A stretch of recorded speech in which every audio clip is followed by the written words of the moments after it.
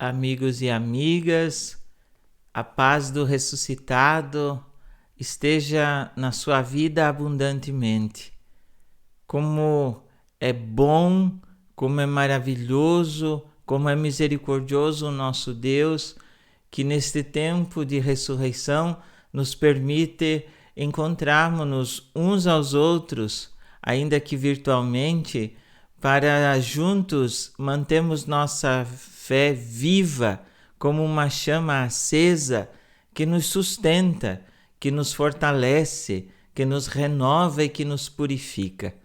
Obrigado pela sua sintonia, obrigado pelo seu carinho, pela comunhão de preces e de orações que formamos a partir deste nosso Palavra por Palavra.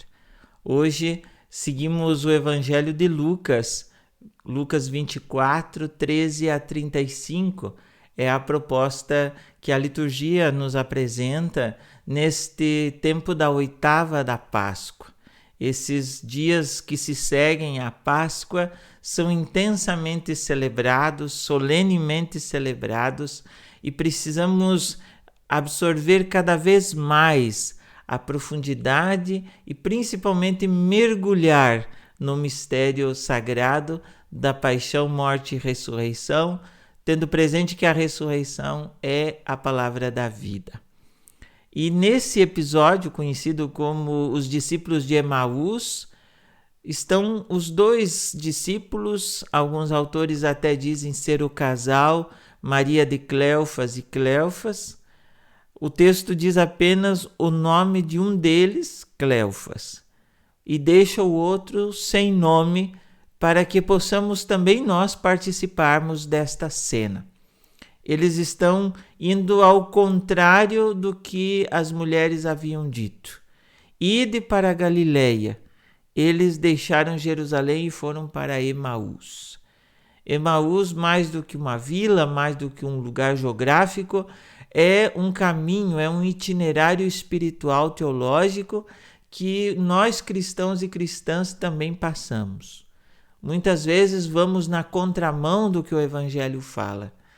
Por isso, quando estamos indo na contramão, Jesus se coloca ao nosso lado, caminha conosco, ainda que talvez estejamos na direção errada. Mas ele caminha conosco e puxa conversa, inicia um diálogo. Vamos fazer uma memória da campanha da fraternidade, cujo tema é tão importante e tão oportuno e fecundo. Ele puxa diálogo com os discípulos, perguntando o que ides conversando pelo caminho. Os discípulos desanimados, até estranhos, dizendo: você é o único que não sabe o que aconteceu, falam das suas frustrações, da sua maneira de entender quem é Jesus.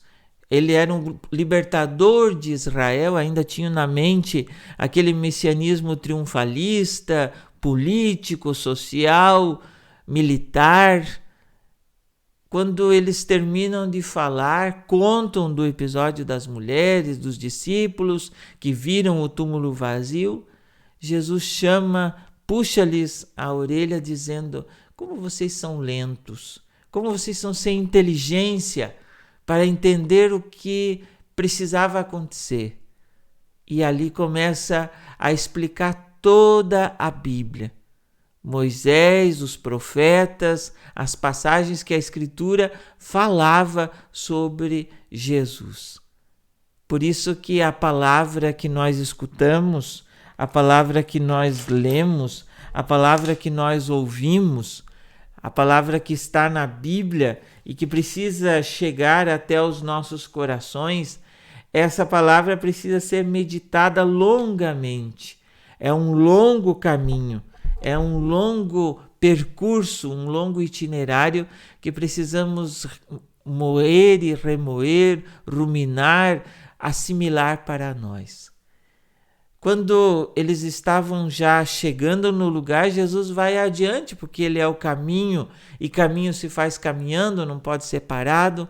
Os discípulos fazem aquele convite, que é o convite que nós precisamos fazer todo dia para Cristo. Fica conosco.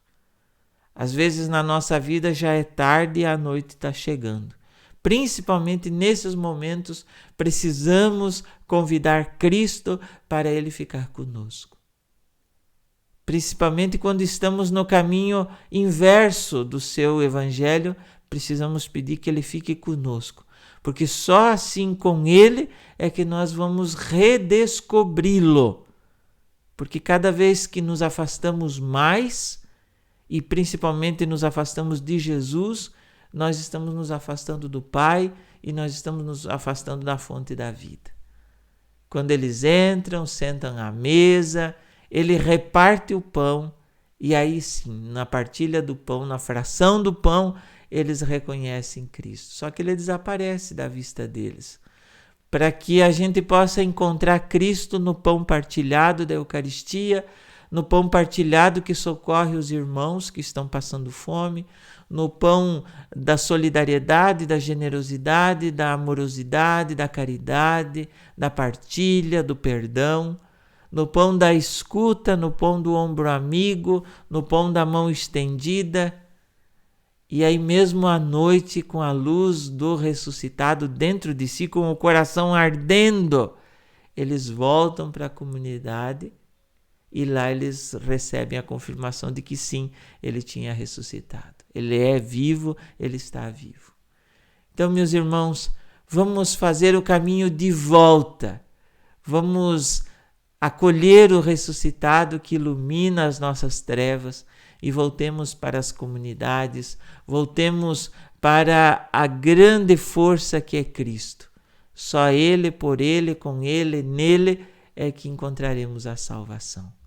Que Ele seja a luz, que as nossas conversas não sejam tão pessimistas, sejam palavras de esperança, de alegria, e que possamos convidar constantemente o Senhor. Fica conosco, porque às vezes as escuridões, as trevas são tão grandes que nós não sabemos por onde andar. Obrigado pela sua sintonia. Como os discípulos de Emaús, vamos seguir o ressuscitado como irmãos e irmãs que somos, nesta grande comunidade virtual que formamos, nas pequenas comunidades em que nos encontramos, e que Ele nos abençoe. Em nome do Pai, do Filho e do Espírito Santo. Amém. Ótimo dia para você, fique com Deus e até amanhã, com a graça dEle, se assim Ele nos permitir.